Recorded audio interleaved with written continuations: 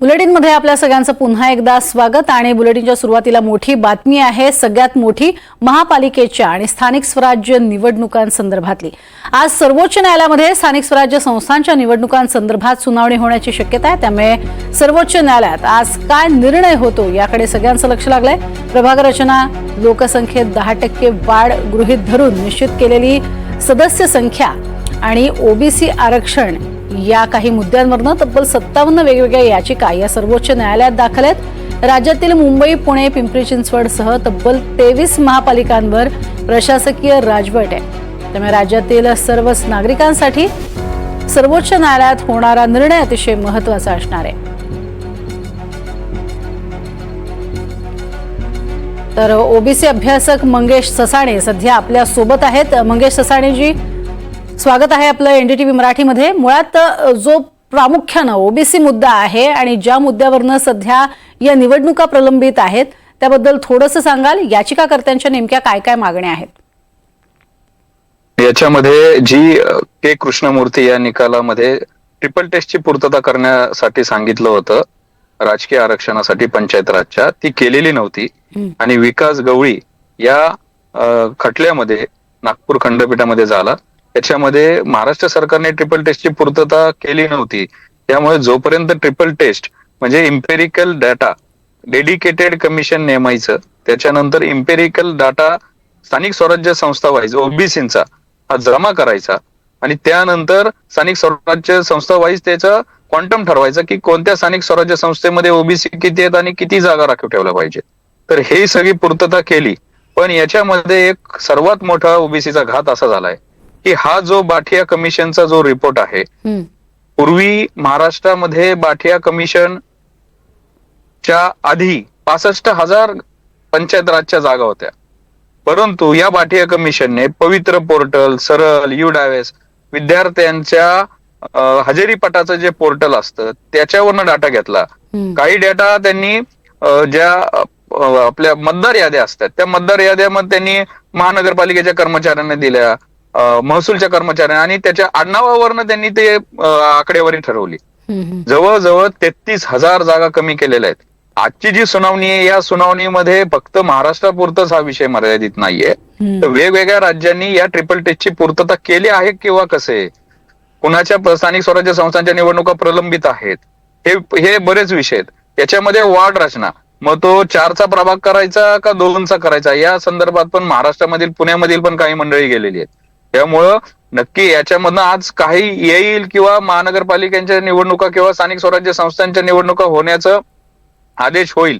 परंतु आमची अशी भूमिका असणार आहे, जोपर्यंत हे 33,000 जागा या बाठिया कमिशनच्या फसव्या आकडेवारीनी, ढोबळ मनाने काढलेल्या आकडेवारीनी या कमी केलेल्या पूर्ववत होत नाही, तोपर्यंत ओबीसीचा या स्थानिक स्वराज्य संस्थांना विरोध असणार आहे. आणि याबाबत माझी आधी एक याचिका होती ट्रिपल टेस्टची पूर्तता करा म्हणून, ती पूर्तता झाली, त्यामुळे ती डिटॅक्ट झाली. परंतु ही जी आकडेवारी आहे या आकडेवारीला ऑब्जेक्शन घेणारी याचिका, जोपर्यंत ही फसवी आणि चुकीची आकडेवारीचं परत पुनर्सर्वेक्षण होत नाही तोपर्यंत स्थानिक स्वराज्य संस्थांच्या निवडणुका स्थगित करा अशी मागणी करणारी हस्तक्षेप याचिका आम्ही लवकरच सुप्रीम कोर्टात दाखल करणार आहोत. आजच्या सुनावणीमध्ये कोर्ट काय म्हणतंय हे नक्कीच पाहू आपण. पण महाराष्ट्रामधील ओबीसींची एकच भूमिका आहे, 33,000 जागा पंचायत राजच्या म्हणजे ओबीसींचं राजकीय अस्तित्व मुळापासूनच छाटून काढायचं, अशा प्रकारे जे षडयंत्र केलेलं आहे, तर याच्या विरोधात आम्ही महाराष्ट्रामध्ये एल्गार मेळावे आयोजित करू, ठिकठिकाणी आंदोलनं करू. आमचे भुजबळ साहेबांच्या नेतृत्वामध्ये आम्ही विनंती करू त्यांना, आणि सगळे जे राजकीय प्रस्थापित आहेत ओबीसी मधील यांना पण आव्हान करू की ओबीसीच्या राजकीय अस्तित्वाचा जो प्रश्न निर्माण होणार आहे, जर हा रिपोर्ट स्वीकारला, तर जर सुप्रीम कोर्टाने ही आकडेवारी स्वीकारली तर ओबीसींचं न भरून येणारं नुकसान होईल.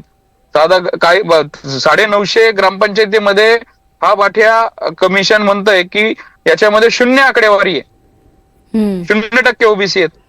नागपूर सारख्या, नाशिक सारख्या मोठमोठ्या शहरामध्ये 7 ते 8% फक्त ओबीसी आहेत अशी आकडेवारी दाखवलेली आहे.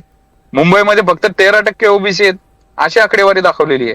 तर एक प्रकारे हा ओबीसीचं राजकीय नेतृत्व अस्तित्व संपवण्याचा खूप मोठा हा षडयंत्र आहे आणि या षडयंत्राच्या विरोधामध्ये आम्ही कोर्टामध्ये, सुप्रीम कोर्टात तर याचिका दाखल करतोयच, पण महाराष्ट्रामध्ये पण आम्ही स्थानिक स्वराज्य संस्थांना, निवडणुकांना या आकडेवारीनुसार जर होणार असतील तर आम्ही विरोध करणार आहोत. अगदी इम्पेरिकल डाटा संदर्भात तुम्ही एक उल्लेख केलात की सर्वेक्षण होणं अपेक्षित आहे. ही मागणी गेल्या अनेक काळापासून तुमची होतीच. याबद्दल नेमकं काय येत्या काळात होणं अपेक्षित आहे आणि सरकार दरबारी ही तुमची बाजू कशी उचलली गेली आहे? नाही, सर्वेक्षण जे बाठिया कमिशनने केलं, कारण की ओबीसीचं जे राजकीय आरक्षण स्थगित झालं आणि मग खूप मोठा अवडंबर माजला गेला. ओबीसीचे मेळावे निघले, ओबीसीनी आंदोलने केली आणि मग कुठेतरी राज्य सरकार खडबडून जागं झालं. खडबडून जागं झाल्यानंतर राज्य सरकारने घाई गडबडीमध्ये जयंत कुमार बाठिया यांच्या अध्यक्षतेखाली ते डेडिकेटेड कमिशन नेमलं आणि यांनी कुठलीही शहानिशा न करता फक्त एक टार्गेट कमी वेळेमध्ये आम्हाला सेट करायचे, कारण की याचिका प्रलंबित होती. त्यामुळं घाईघाईमध्ये हे असले पोर्टल किंवा मतदार याद्या याच्या मार्फत टिक करून पाहिजे ती आकडेवारी केलेली आहे. याच्यामध्ये आमचा स्पष्ट आरोप आहे की काही मोठे महत्वाचे जबाबदार तत्कालीन नेते यांनी फोन करून तिथल्या कलेक्टरला किंवा जे त्या नगरपालिकांचे आयुक्त असायचे, जिल्हा परिषदांचे सीईओ असायचे, त्यांना फोन करून सांगितलेलं आहे की तुम्ही आकडेवारी कमी दाखवा. हे पुण्यामध्ये झालंय, हे ठाण्यामध्ये झालंय, अशा बऱ्याच ठिकाणी असं झालेलं आहे. त्यामुळं याच्यामध्ये आमची मागणी एकच आहे की जी दशवार्षिक जनगणना प्रलंबित आहे ती 2011ला झाली आणि 2021ला या कोविडमुळे जी प्रलंबित आहे, तर त्या जनगणना करा ना तुम्ही. आता जर केंद्र सरकार करणार नसेल तर महाराष्ट्र सरकारने detail home to home social economic caste census करावा. याच्यामधून प्रत्येक, कारण की जातीचा कॉलम असतो तिथं आणि त्यामधून आम्हाला प्रमाण कळेल. मग भलं त्याच्यामध्ये तुम्ही आता म्हणताय महाराष्ट्रामध्ये फक्त 19% ओबीसी आहे असं बाठिया कमिशन म्हणतंय, ते आणखीन कमी झालं तरी चालेल, पण आम्हाला सत्य पाहिजे.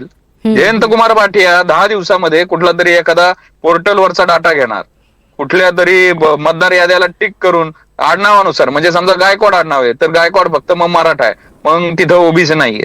अशी अनेक आडनाव आहेत की ती ओपन मध्ये येतात, ती दलित बांधवांच्या मध्ये येतात, ते ओबीसी मध्ये येतात, पण फक्त आडनावावरनं ही आकडेवारी काढलेली आहे. आणि एवढा मोठा ओबीसीच्या नेतृत्वाचा त्यांच्या जिथं बेस असतो तिथंच घात केलाय, जिथं ओबीसींचं हे जे सांगताय की आतापर्यंत हे सगळं घडलेलं आहे, पण सध्या ज्या झालेल्या निवडणुका म्हणजे लोकसभा असतील किंवा आताच्या सुद्धा आपण बघितलं विधानसभेच्या निवडणुका, या निवडणुकातनं मात्र आकडेवारी स्पष्टपणे समोर आलेली आहे आणि यात ओबीसी संख्या खूप मोठी होती. भाजपला किंवा भाजपच्या महायुतीला मिळालेली जी काही वोट संख्या आहे त्यात सुद्धा ओबीसींचा मोठा वाटा होता, हे उघडपणे सगळेच नेते मान्य करतायत. असं असताना आता सरकार दरबारी किंवा सरकारच्या वतीनं तुमचा मुद्दा कसा मांडला जाईल किंवा कसा मांडला जाणं अपेक्षित आहे? नाही, याच्यामध्ये आम्ही नक्कीच रस्त्यावर उतरणार आहोत. आमचे जे ओबीसीचे नेते आहेत त्यांना आम्ही आव्हान करू, आम्ही रस्त्यावर उतरू. आणि याच्यामध्ये 2 विषय आहेत. एकतर ही आकडेवारी घेऊन जर भाजप आमच्या जागा कमी करणार असेल किंवा ही महायुती सरकार आता जे आहे ते करणार असेल तर त्यांच्या विरोधामध्ये आम्ही रस्त्यावर उतरू. या भाजपला, या महायुतीला ज्यावेळेस जरांगेंनी ओबीसीच्या मध्ये घुसखोरी करण्याची मागणी केली त्यावेळेस ओबीसीने एक नॅचरल जस्टिस म्हणून पूर्णपणे एवढ्या मोठ्या प्रमाणात 232 जे आमदार निवडून दिलेत हे ओबीसींनी निवडून दिलेले आहेत. पण तुम्ही जर आमचा असा केसाना गळा कापणार असणार, असा घात करणार असाल तर येणाऱ्या स्थानिक स्वराज्य संस्थांच्या निवडणुकांमध्ये ओबीसी हाच ओबीसी या महायुतीच्या विरोधात जाईल आणि ते नक्कीच या महायुतीला, भाजपला परवडणार नसेल.